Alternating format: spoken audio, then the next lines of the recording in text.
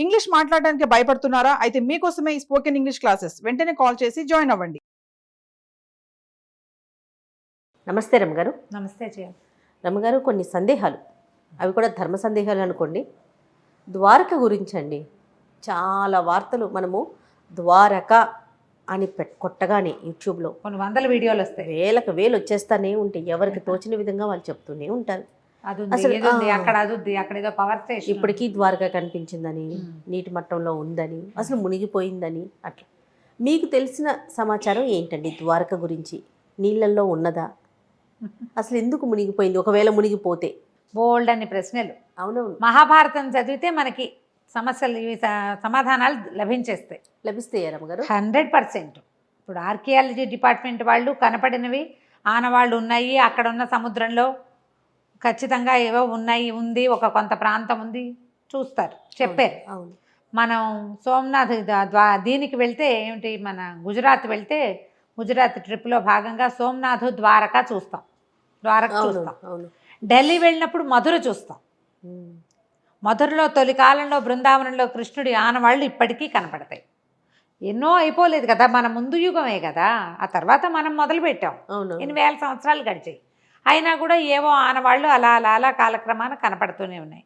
మధుర నుంచి శ్రీకృష్ణుడు ఒకేసారిగా ద్వారకకి వెళ్ళిపోయాడు.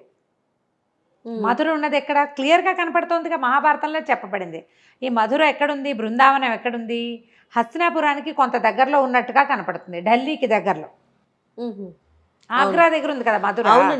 అక్కడి నుంచి అక్కడ ఒక చిన్న పల్లెటూరులో ఉన్న వాళ్ళు యుద్ధాలు జరిగి, అతని పేరేమిటి, మన జరాసంధుడు, కంసుడి మామగారైన జరాసంధుడు ఎన్నిసార్లో యుద్ధం చేశాడు వీళ్ళతోటి. ఎప్పటికప్పుడు యుద్ధానికి వచ్చేవాడు, అల్లుడిని చంపారన్న కక్షతోటి.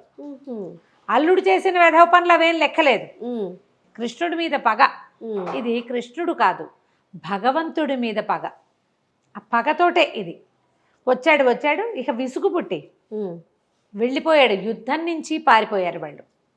ఆ పారిపోయి ఈ ద్వారక సముద్ర తీరానికి యువతల వైపున ఒక చోట ఆగాడు. అక్కడ ఒక దేవాలయం ఉంది, మూల్ ద్వారక అంటారు. నేను వెళ్ళే, అందుకని క్లియర్గా చెప్తున్నా. రణ్ఛోడ్ రాయ్ అక్కడ ఉన్న దైవం పేరు, కృష్ణుడి పేరు. రణము వదిలిపెట్టి వచ్చినటువంటి కృష్ణుడు, అంటే యుద్ధాన్ని వదిలిపెట్టి వచ్చేసాడు.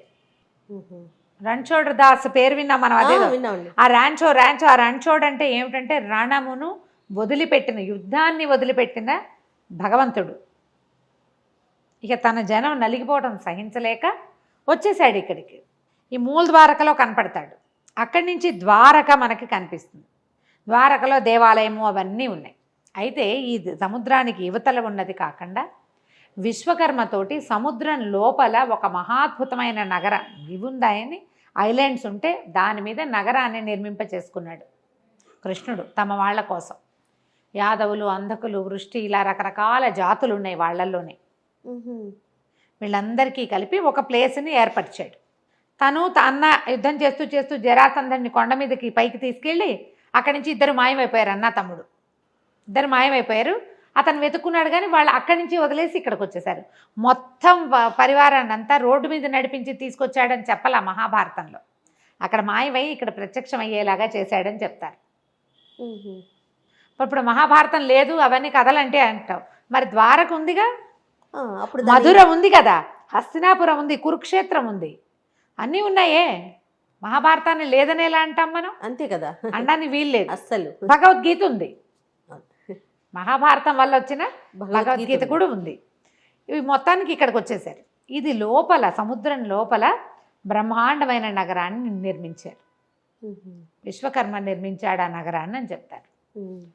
మళ్ళీ దీనికి, ఈ ప్రాంతానికి రాజు ఒకరు ఇలా ఏర్పాటుగా కూడా చేసుకున్నారు. కృష్ణుడు పరివారం మొత్తం, ఆయన అష్టభార్యలు, అన్న యొక్క సంసారము, కుమారులు, మనవలు అంతా అక్కడ ఉన్నారు. మొత్తం అది చాలా పెద్ద సామ్రాజ్యం. సముద్రంలో ద్వారకా నగరం సముద్రంలో నిర్మించారు. భేట్ ద్వారక అంటారు దాన్ని. ఇప్పుడు కూడా మనం ఈ ద్వారకలో శ్రీకృష్ణ మందిరం చూశాక ఆ సముద్రంలో కాసేపు ప్రయాణం చేస్తే ఆ లోపల ఉన్న ఐలాండ్లోకి వెళ్తాం. నేను వెళ్ళాను అక్కడికి, చాలామంది వెళ్తారు. ద్వారకా మనం చూడడానికి వెళ్తే మనం అక్కడి నుంచి లోపలికి వెళ్ళొచ్చు. ఆహా. అవే లోపల ద్వారకకి కనుక వెళ్తే ఏంటంటే సముద్రం మీదే వెళ్తాం. బోల్డ్ అని పక్షులు ఇలా కొంగలు మన వెనకాల పడుతుంటాయి తిండి కోసం.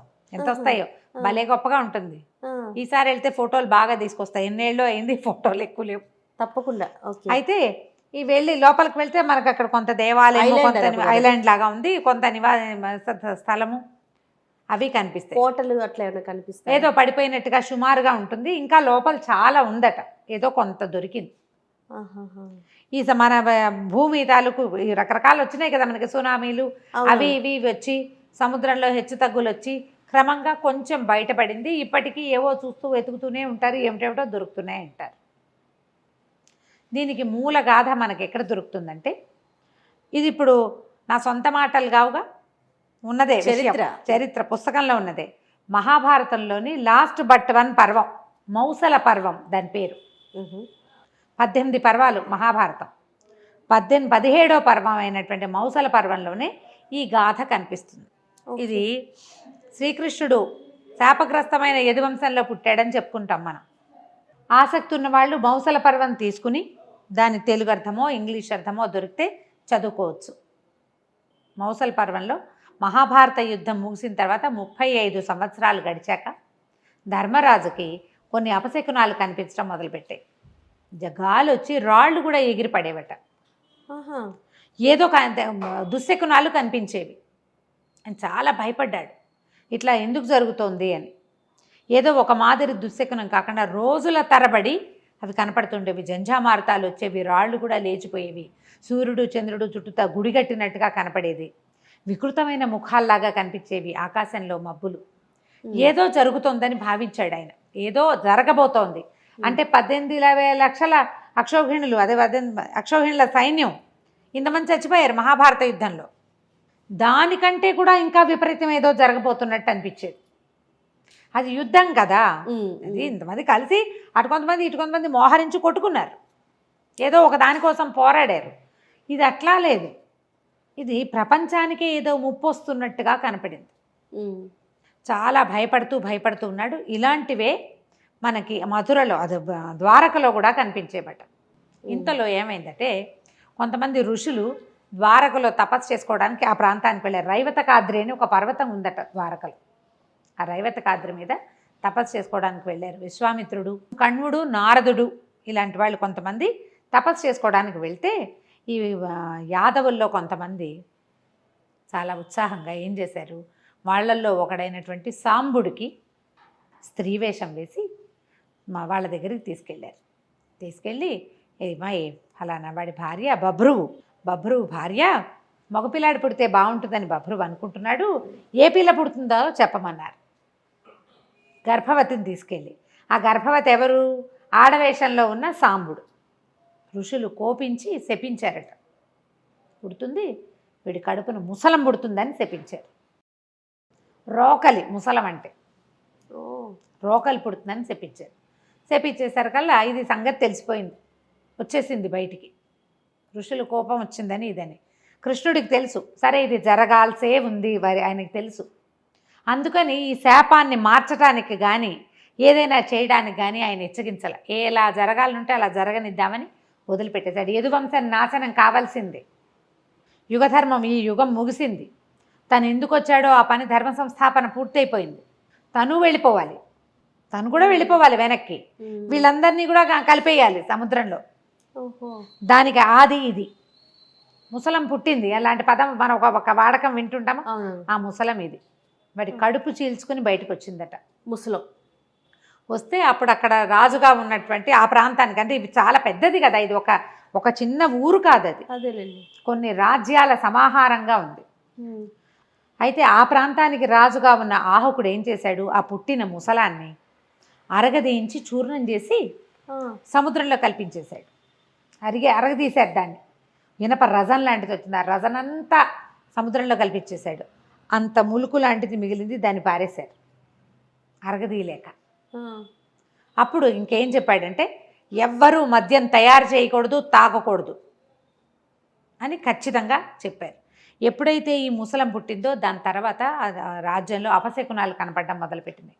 మేకలు వీటిలాగా నక్కల్లాగా కూసేవట. ఎంత విపరీతమైన అపశకునాలో. ప్రతి వాళ్ళకి ఎవరో ఒక బోడి తలవాడు ఏదో వికృతాకారుడు ఎవడో వాకిట్లో తిరుగుతున్నట్టు. బా వెళ్ళి చూస్తే ఎవరు ఉండరు. బాణాలు వేస్తే వాడికి తగలవు. అన్ని దుశ్శకునాలు, అపశకునాలు, విపరీతాలు కొట్టుకు తెచ్చేవాళ్ళు. ప్రధాని పాపకార్యాలు చేయడానికి వెనక్కి తీసేవాళ్ళు కదంటే యుగం మారిపోతోంది. ఆ క్రియ తెలిసిపోతుంది వీళ్ళకి. వినాశనం, వాళ్ళు సర్వనాశనం అవ్వడానికి అన్ని దుస్వప్నాలు, దుశ్శకునాలు కనపడ్డం మొదలుపెట్టినాయి. ఎన్ని రకాలు చెప్తారో మహాభారతంలో, ఎన్ని రకాలో. పురుగులు, వండుకున్న అన్నంలో పురుగులు కనపడేవి, వంట చేస్తే పురుగులు. బ్రాహ్మణులు భోజనాన్ని పిలిచి వీళ్ళే అందులో సురగలిపి పెట్టేసేవాళ్ళు. వాళ్ళకే బుద్ధి, వాళ్ళ బుద్ధి కూడా అలాగే దిక్కుమాలిన బుద్ధి అయిపోయేది. చేయగలిగేది ఏం లేదు. మొత్తం ఉన్న జాతంతా సర్వనాశనం అయిపోవటానికి అది నాదనమాట. అది నాంది. వీళ్ళు పితృకార్యాలు కూడా సరిగ్గా చేసేవాళ్ళు కాదుట. ఒక రాముడు కృష్ణుడిని తప్ప, బలరామ కృష్ణుడిని తప్ప మిగిలిన పెద్దవాళ్ళందరినీ ఏదో ఒకటని వెగటుగా మాట్లాడేవారు. అన్నిటికీ నువ్వంటే నువ్వనేవాళ్ళు. చాలా విపరీతాలు జరిగాయి అన్నమాట. అసలు మౌసల పర్వం చదువుతుంటే జయ కళ్ళల్లో నీళ్లు, ఒంటి మీద గుజ్బంస్ వస్తాయి. ఒక్కో శ్లోకం చదువుతుంటే, మేము చదివేం కదా, ఒక్కో శ్లోకం చదువుతుంటే ఇంత విపరీతమా మీరు చెప్తుంటేనే అలా అనిపిస్తుంది నాకు. చదివితే మాత్రం. అందుకే నాకు ఈ టాపిక్ ఇష్టం లేదు. పని చెప్పండి అని బలవంతం పెట్టాను. చాలా బాధగా ఉంటుంది జయ. ఎంత అత్యద్భుతమైన మనని భక్తి పారవస్యంలో ఓలలాడించే ఆ ఘట్టాలన్నీ, మహాభారత ఘట్టాలు. కృష్ణుడున్న ప్రతి ఘట్టము మనని భగవంతుడి వైపుకి లాక్కెళ్ళిపోతుంది.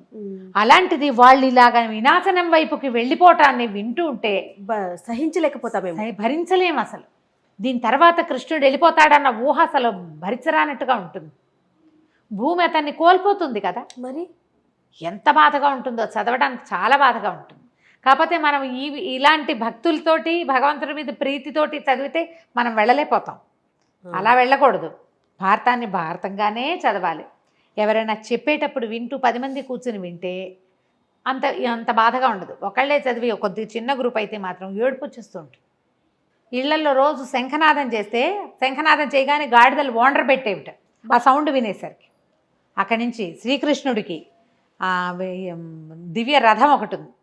చూస్తూ ఉండగానే అది వెళ్ళిపోయిందట సముద్రం మీదకి. భగవంతుడి ధ్వజము, ఆయన అన్నయ్య ధ్వజం, తాళధ్వజము, గరుడ ధ్వజం, 2 పతాకాలు. ఆయనది తాళధ్వజము, ఈయనది గరుడ ధ్వజం. 2 ధ్వజాలు మాయమైపోయినాయి. శ్రీకృష్ణుడికి అగ్నిదేవుడు ఇచ్చిన సుదర్శన చక్రాయుధం ఇలా తిరుగుతూ వలయాలుగా ఆకాశంలోకి వెళ్ళిపోయింది. ఆయన కూడా వెళ్ళిపోతాడు. అది ఆయన వెళ్ళిపోయే ముందు ఆయనతో ఉన్న సమూహం అంతా వెళ్ళిపోవటమే. ఆయన వచ్చిన పని అయిపోయింది. ఇంకా తీర్థయాత్రలకు వెళ్ళండి అని ఒక ఘోషగా వినపడేదట. సరే, వీళ్ళంతా ఏం చేశారు? వీళ్ళందరూ, కృష్ణుడు కూడా అందరినీ సముద్ర తీరానికి యాత్రలకు వెళ్ళమని చెప్పాడట. అన్ని జాతుల వాళ్ళు అక్కడ ఉన్న, నానా రకాల జాతులు, ఒక జాతే లేదు అక్కడ, అదేలేండి, ఉన్నారు. ఇంకా వీళ్ళందరూ కలిసి సముద్ర తీరానికి కుటుంబాలతో సహా తరలి వెళ్ళారు. తరలి వెళ్ళి విపరీతంగా మద్యం తాగారు. విలాసయాత్ర కాదు వెళ్ళారు వాళ్ళు, విహారయాత్రకి. చెప్పింది ఏమిటి? ఆజ్ఞ, తీర్థయాత్ర అని ఆజ్ఞ వస్తే వీళ్ళు దాన్ని విలాసయాత్ర చేసుకున్నారు, వినోదయాత్ర చేశారు, తాగేశారు బాగా. అసలు మద్యమే తాగొద్దని చెప్తే మనం ఆ రాజాజ్ఞని ఉల్లంఘించడమే. మన దశలు ఎప్పుడు పాడవుతాయి జయ? మనం ఆజ్ఞని ఉల్లంఘించటం అంతే. ఇది చెయ్యకూడదు అంటే దాన్ని ఉల్లంఘించామా మనకి దుశ్శకునం. అదే మన బుద్ధి పెడదోవ పట్టేసినట్టు. ఆ పెడతోవ పట్టడం ఏమిటో ఇప్పుడు పిల్లలు చేస్తున్నారు జయ. అట్లా మనం వద్దు అంటామా? వినాశకాలే విపరీత బుద్ధి అంటామా?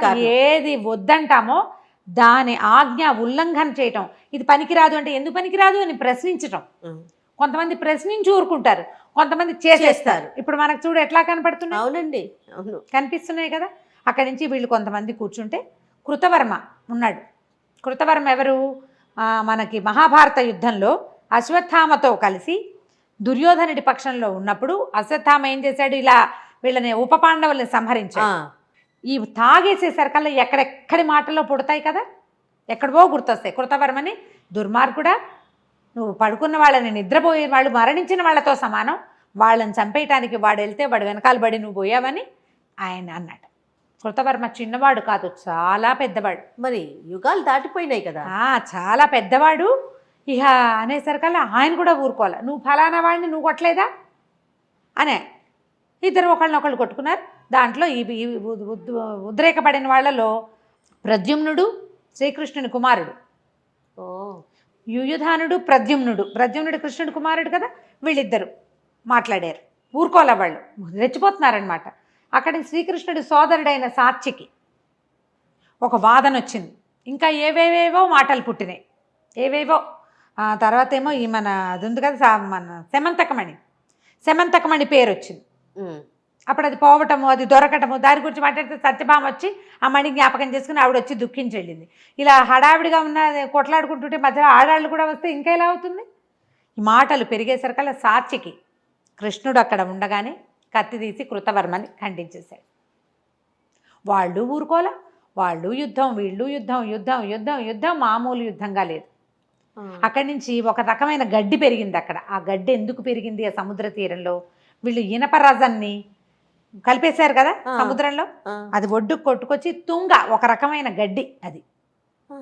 ఆ ఒక్క తుంగ మొక్క చేత్తో పుచ్చుకోగానే ఒక ముసలం కింద తయారైంది అది. అలాంటివి అవన్నీ ఎన్నున్నాయి అక్కడ. మరి ఎంత రజను ఆ సముద్రంలో కలిసిపోయింది. ఈ అక్కడి నుంచి యుద్ధం వీళ్ళు పెరిగింది, ఒకళ్ళనొకళ్ళు కొట్టుకోవడం మొదలుపెట్టారు. వీళ్ళు ఇక కృష్ణుడు ఇంకా ఆగలేక ఆయన ఏం చేశాడు, చేతికి అందిన గడ్డి పరకలని ఇట్లా మెలిపెట్టి లాగితే అవి ఒక ముసలంగా, భయంకరమైన ముసలంగా తయారైనాయి. ఆయన చేతికి అందిన వాళ్ళని, కొట్లాడుకుంటున్న వాళ్ళని కొట్టే. ఇక కొంతమంది మరణించారు. వాళ్ళు ఎడా పెడా యుద్ధం చేశారు. ఇక వాళ్ళల్లో వాళ్ళు కొట్టుకుని అట్లా కొట్లాట ముదిరిపోయి మరణాలే. ఇంకా ఆడవాళ్ళు పిల్లలు పారిపోయారు. ఈ మగవాళ్లే ఇక్కడ ఉన్నారు. ఉన్న ఆడవాళ్ళంతా నగరం వైపుకి పరిగెత్తేశారు యుద్ధం జరుగుతోందని. కొట్టుకున్నారు. ఇక మిగిలింది ఎవరు? అన్న తమ్ముడు, అంతే. ఇక ఇక్కడ పెద్దగా ఎవరు మిగల్ల. యదువంశంలో పుట్టిన వాళ్ళందరూ వెళ్ళిపోయారు. శ్రీకృష్ణుడు అర్జునుడికి కబురు చేశాడు రమ్మని. వీళ్ళకి కబురు వెళ్ళిపోయింది. ఇక్కడ ఏదో దారుకుడు, వీళ్ళ రథసారథి. ఈ దారుకుడి పేరు మీకు జ్ఞాపకం ఉంటుంది, మాయాబజార్లో వింటాం, దారుక అని. శ్రీకృష్ణుడి రథసారథి దారుకుడు. ఓ బళి బళి బళి బళి దేవా అని పాట పాడిన ఒక క్యారెక్టర్, అది దారుకుడి క్యారెక్టర్, కృష్ణుడి యొక్క రథసారథి. అతను హస్తినాపురానికి వెళ్ళి ఇక్కడ ఇట్లా చాలా ఇదిగా ఉందని, ఏదో ఉపద్రవం జరగబోతున్నట్టు ఉన్నదని, నిన్ను కృష్ణుడు రమ్మంటున్నాడని చెప్పాడు. అర్జునుడు వెనక్కి వచ్చేసరికల్లా ఏముంది ఇక్కడ? అది ఏమీ లేదు, అంతా కొట్లాటలు. బలరాములే మిగిలారు. పెద్దగా మిగిలింది ఎవరు లేరు. దారుకుడే చెప్పాడు, నువ్వు రాముడు ఎక్కడున్నాడో వెతుకుదాము పద అని చెప్పి. బభ్రువు కూడా వీళ్ళతో పాటు ఉన్నాడు. అయితే బభ్రువు, నేను వెళ్ళు రాజ్యానికి వెళ్ళి స్త్రీలను రక్షించమని చెప్పేసరికల్లా ఎవడో ఒక వ్యాధుడు వేసిన ముసలం తగిలి బభ్రువు కూడా మరణించాడు. దారుకుడేమో అక్కడికి వెళ్ళాడు హస్తినాపురానికి. ఈ కృష్ణుడు వీళ్ళు వెతుకుతూ వెళ్తే ఆయన చెట్టు కింద అలా ఆలోచిస్తూ కూర్చుని ఉన్నట్ట బలరాముడు. ఆయన యుద్ధం చేయలే. కురుక్షేత్ర యుద్ధంలోనూ ఆయన పాల్పంచుకోలే. ఇక్కడ కూడా ఆయన ఎవరిని చంపినట్టు కనపడదు, కృష్ణుడే సంహరించినట్టుగా కనిపిస్తుంది. ఇంకా నిశేషంగా ఎవరెవరు పాప పంకిలంలో కొట్టుకుపోతున్నారో వాళ్ళందరినీ ఈయన చేత్తో కొంతమందిని సంపించాడు, కొంతమందిని చంపాడు కృష్ణుడు, అంతే. అక్కడి నుంచి నేను వెళ్ళి నగరానికి వెళ్ళి స్త్రీల రక్షణకి ఏర్పాటు చేసి వస్తాను. స్త్రీలు బాలురు పిల్లలు ఉన్నారు. దారుకా నువ్వు వెళ్ళి ధనుంజయుడిని పిలుచుకురా అని చెప్పి అన్న నువ్వు ఇక్కడే ఉండమన్నాడు. శ్రీకృష్ణుడు వెనక్కి వెళ్ళి రాజ్యంలోకి వెళ్ళి అందరూ స్త్రీలు ఏడుస్తూ ఎదురొస్తే తండ్రికి వాసుదేవుడు జీవించే ఉన్నాడు. ఈయన తండ్రి వాసుదేవుడు అనకూడదు, వసుదేవుడు జీవించే ఉన్నాడు. ఆయన చెప్పాడు, అంతా అయిపోయింది, జరగవలసిందే జరుగుతోంది, నువ్వు ధైర్యంగా ఉండు, వీళ్ళతో పాటు ఉండు. ధనుంజయుడు వచ్చి స్త్రీలని బాలుడిని రక్షిస్తాడు. నేను అన్న దగ్గరికి వెళ్తానని వెనక్కి తిరిగి వెళ్ళాడు. ఇది సముద్ర తీరం అని చెప్తారు కదా, ప్రభాస తీర్థం అని చెప్తారు ఆ ప్రాంతానికి. అది ఇంచుమించుగా సోమనాథ్కి దగ్గర. అదంతా సముద్రమే కదా లైన్ అంతా. అయితే ఈయన వెళ్ళేసరికల్లా యోగ ముద్రలో ఉన్నాడు బలరాముడు. ఆయన ముఖం నుంచి 1000 తలల నాగు లేచి సముద్రంలోకి ప్రయాణిస్తుందట. అది చూశాడు కృష్ణుడు. అంటే ఇంకా ఆయన కూడా వెళ్ళిపోయాడు. ఆయన బయలుదేరి వెళ్ళిపోయాడు. సముద్రంలోకి వెళ్తే ఆయన సోదరులైన తక్షకుడు, అనంతుడు, తక్షకుడు, వాసుకి వీళ్ళంతా కలిసి ఆయన్ని స్వాగతించి ఆయన లోపల తీసుకెళ్ళిపోయారు. శరీరం ఉండిపోయింది. కృష్ణుడు కూడా ఇంకా చివరికి వచ్చేసిందని భావించి సేన పడుకుని యోగంతో శరీర అవయవాలన్నింటినీ బంధించి అట్లా పడుకుని ఉన్నాడు. శరీరాన్ని వదిలిపెట్టేందుకు సిద్ధపడుతున్నాడు.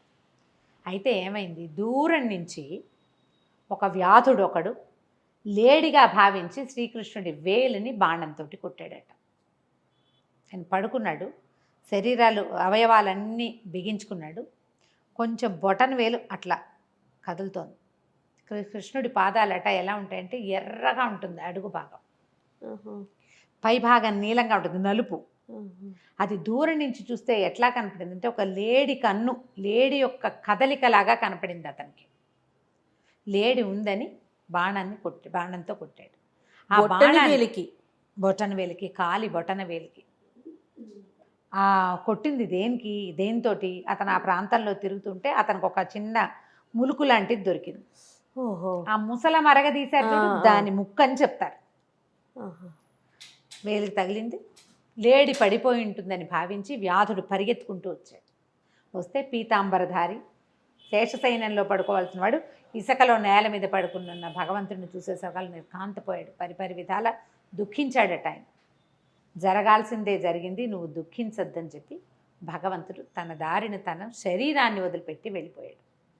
ఆయన ఇట్లా పైకి లేచి వెళ్ళేసరికి శంఖచక్రాలు ఆయన్ని చేరుకున్నాయి. బ్రహ్మాది దేవతలందరూ ఆయన్ని స్వాగతిస్తూ వైకుంఠానికి తీసుకెళ్ళిపోయారు. దారుకుడు అర్జునుని పిల్ల తీసుకురావడానికి వెళ్ళాడు కదా, వాడు పరిగెత్తుకుంటూ వచ్చాడు ఆఘ మేఘాల మీద.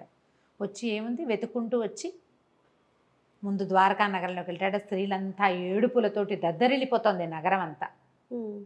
పిల్లలు, చిన్నపిల్లలు, ప్రద్యుమ్నుడు లేడు, అనిరుద్ధుడు లేడు, ఇంకో వీడు లేడు, బభ్రువు లేడు, ఎవ్వరూ లేరు, వాడు యూధానుడు లేడు, సమస్తమైన వాళ్ళు అందరూ సాత్యకితో సహా తరలిపోయారు. వసుదేవుడు ఉన్నాడు, వృద్ధుడు. ఆ వసుదేవుడు వీళ్ళకి సొంత మేనమామ కదా, కుంతీదేవి అన్నదమ్ముడు. సరే ఏం చేస్తాం, జరిగింది జరగబోయేది, చేయగలిగేది ఏమీ లేదు, వీళ్ళని నేను రక్షిస్తాను, తీసుకెళ్తాను అని చెప్పాడు. ఆయన ప్రాణం వదిలేశాడు వసుదేవుడు.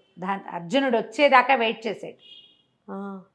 ఆయనకి కార్యాలు చేసి అక్కడి నుంచి వీళ్ళ శరీరాలు వెతుక్కుంటూ వెళ్ళి పడి ఉన్నటువంటి మొత్తం వీళ్ళందరికీ, యాదవులందరికీ కూడా అతనే తర్వాత అంత్యక్రియలు అర్జునుడే చేశాడు. బలరామకృష్ణుల్ని వెతుక్కుంటూ వెళ్ళి దొరికిన వారి పార్థివ శరీరాలు రెండింటికి అంత్యక్రియలు చేశాడు. ఓకే, అర్జునుడే చేశాడు. అంత్యక్రియలు కూడా చేశారు అని మనకి చెప్తూ ఉంది మహాభారతంలో, మౌసల పర్వంలో ఉంది. తర్వాత వీళ్ళందరినీ పుచ్చుకొని బయలుదేరితే ఈ వీళ్ళతో యుద్ధంలో అక్కడి నుంచి వ్యాధులు కొంతమంది బతికిపోయిన వాళ్ళు ఉన్నారు. యదువంశం కదా పూర్తిగా నాశనమైంది. వాళ్ళలో మిగిలిన వాళ్ళు కొంతమంది చచ్చిపోయినా కొంతమంది వెంటపడ్డారు. దస్యులు, దొంగలు అంటారు, దొంగలు కొంతమంది వీళ్ళ వెనకాల పడి ఆడవాళ్ళని వాళ్ళని వీళ్ళని లాక్కెళ్ళిపోవటం, పిల్లల్ని లాక్కెళ్ళిపోవటం, కొంతమందిని బలవంతంగా లాక్కెళ్ళిపోయారు. కొంతమంది ఆడవాళ్ళు ఇంకేమీ దిక్కులేదని వాళ్ళ వెనకాల పడిపోయారు. మిగిలిన వాళ్ళని రక్షించుకుంటూ తీసుకెళ్ళాడు. అయితే అర్జునుడు ఒకడు అంటే ఆయన ఒక్కడే కాదుగా, ఆయనతో పాటు సైన్యం వచ్చింది కదా, అందరూ వచ్చారు వాళ్ళందరూ కలిసి. అయితే రుక్మిణీదేవి, తర్వాత జాంబవతి, హైమవతి అని పేర్లు చెప్తారు. వీళ్ళు మాత్రం అగ్ని ప్రవేశం చేశారట. మిగిలిన సత్యభామ మొదలైన వాళ్ళంతా కూడా అడవికి వెళ్ళిపోయారు తపస్సు చేసుకోవడానికి. తర్వాత కాలక్రమాన ఎవరి దారిని వాళ్ళు పట్టేశారు. ఇంటికి వచ్చి మన స్నేహితుడు, మన మిత్రుడు, మన బాంధవుడు వెళ్ళిపోయాడని చెప్తాడు. నేను చెప్పలేను. అన్నిటి నుంచి, అన్ని క్రియల్లోనూ ఈ పాండవులతో పాటు కృష్ణుడే ఉన్నాడు మొదటి నుంచి. అతనే మనకు అన్నీ. భగవంతుడే వీళ్ళతో పాటు బంధువుగా, స్నేహితుడుగా, సారథిగా వీళ్ళ జీవితాలకి ఒక దారి చూపించాడు. పంపించేసి వచ్చాను. అర్జునుడు వచ్చి చెప్పాడు, ఇక మనది కూడా దారే, మనం కూడా వెళ్ళిపోయే రోజు వచ్చేసింది అని. తర్వాత కొంతకాలానికి మహాప్రస్థానానికి పాండవులు కూడా వెళ్ళిపోయారు. ఏ కథ అయినా చివరికి ఇలాగే కదా, అంతే కదా, భగవంతుడి కథ అయినా ముగియవలసిందే. అయితే ఆయన ఏ ధర్మ సంస్థాపన చేయటానికి వచ్చాడో ఆ ధర్మ సంస్థాపన చేసేసి ప్రపంచానికి ఒక మార్గదర్శనం చూపించి వెళ్ళిపోయాడు. అయితే ఎప్పుడైతే ఈ స్త్రీలని తీసుకుని నగరం దాటాడో మొత్తం ద్వారకా నగరం అంతా సముద్రంలో మునిగిపోయింది. వెనక్కి తిరిగి చూసి ఆశ్చర్యపోయారట. కేవలం అర్జునుడు ఒకడు, నరనారాయణులలో ఒకడు నిర్గమించి ఒకరు వెళ్ళిపోతే రెండో వాడు ఆ భూమి మీద ఉన్నంతసేపు సముద్రుడు దాన్ని ఇట్లా పట్టుకుని ఆపి పెట్టి ఉంచాడు. యాదవులతో పాటు ఇది నాశనం అయిపోవాలి. అతను అడుగు బయట పడిపోయాక అసలు ఆయన వెళ్ళిపోయాడు. కొసరువాడు కూడా వెళ్ళిపోయేసరికి మొత్తం భూమి ద్వారకంతా నీళ్లల్లో కలిసిపోయింది, సముద్రంలో పడిపోయింది. ఇక ద్వారకా నగరంలో ప్రాణి అంటూ మిగలలేదట. ఎంతంత కోట విశ్వకర్మ సృష్టించింది, ఎన్ని ఇచ్చారో, ఎన్ని రకాలో. స్వామికి సేవ చేయడానికి వచ్చిన ధ్వజాలు వెళ్ళిపోయినాయి, రథం వెళ్ళిపోయింది, ఆయన తాలూకు ఇది వెళ్ళిపోయింది, చక్రం కూడా వెళ్ళిపోయింది, సమస్తం. ఉద్ధవుడు వీళ్ళకి మొట్టమొదట ఈ పిల్లడు మీ ఇంటికి వచ్చిన పిల్లవాడు భగవంతుడి స్వరూపము అని వీళ్ళకి చెప్పినవాడు ఆయన వెళ్ళిపోయాడు. ఆయన వెళ్ళిపోగానే నగరం అంతా చీకటైపోయినట్టు అట్లా కనపడుతుంది. కుదిరితే మౌసల పర్వం చదవండి, ఎంత వివరంగా కనపడుతుందో. బాగా చదివితే మీరు ఈ ప్రశ్నలన్నిటికీ సమాధానాలు మనమే స్వయంగా చెప్పగలుగుతాం. ఎలా వచ్చాడు కృష్ణుడు, ఆ గాథ ఎంత వింత విచిత్రంగా ఉంటుంది. వెళ్ళడం చూడు, ఇలా వెళ్ళిపోవటం కోసం ఈ వంశంలో జన్మించాడు. ఆయనతో పాటు ఆయన ఆనవాళ్ళు కూడా లేకుండా పూర్తిగా స్వర్గారోహణ. వీళ్ళు ఆలోచించుకుని ఇదంతా మన పని అయిపోయిందని ఒక్కొక్కళ్ళకి ఒక్కొక్క ప్లేస్ ఇచ్చి పాండవులు అంటే వీళ్ళ సంతానాలు ఒకళ్ళిద్దరు పిల్లలు మిగిలిపోతే సుభద్రకి చెప్పారట, నీ మనవడు రాజు అవుతాడు అని చెప్పి. పరీక్షిత్తుకి జీవితం ఇచ్చాడు భగవంతుడు. చనిపోయిన శిశువుని బతికించాడు కదా. అవునవును, చనిపోయిన వాడిని బతికించాడు. ఇక ఆయన రూపంలో పరీక్షిత్ రూపంలో ఇంకా కొంతకాలం ఉన్నాడనమాట. ఇంకా కొంతకాలం భూమిని పరిపాలించాడు కదా, వీళ్ళకి ఏదొస్తుంది అని చెప్పి వీళ్ళు తర్వాత మెల్లిగా ప్రయాణం కడతారు. మహాప్రస్థానం అది. ఎలా వెళ్తారు వీళ్ళ 6 బయలుదేరి, పంచపాండవులు, ద్రౌపది, వాళ్ళ వెనకాల కుక్క వెళ్ళిందని చెప్తారు. వీళ్ళంతా కలిసి స్వర్గారోహణ పర్వం పైకి వెళ్ళిపోతారు. అంటే ప్రాణాలు తమంతట తాము వదిలిపెట్టేయటానికి. మన ప్రాణ భయంతో చచ్చిపోతాం, వీళ్ళు ప్రాణాలు వదిలేయడానికి సిద్ధపడి ఉంటారు. క్రమంగా యుగం మారేసరికల్లా, యుగధర్మం మారంగానే ప్రాణభీతి ఇవన్నీ పెరిగిపోతాయి. నిదానంగా చదవండి. మౌసల పర్వం చదివితే కనుక చాలా వివరాలు తెలుస్తాయి. గూస్బంప్స్ వచ్చినాయి కదా, కళ్ళల్లో నీళ్లు తిరిగినాయి. అసలు మీరు చెప్తున్నంతసేపు ఒకలాగా అనిపించేస్తుంది మనసుకి. అలాగే ఉంటుంది. నేను ఎన్నిసార్లు చదివినా నాకు ఏడిపే వస్తుంది. కొన్నిటికి అలా లోబడిపోతాం ఎందుకో మరి. అంతే రమ్మగారు. నమస్తే.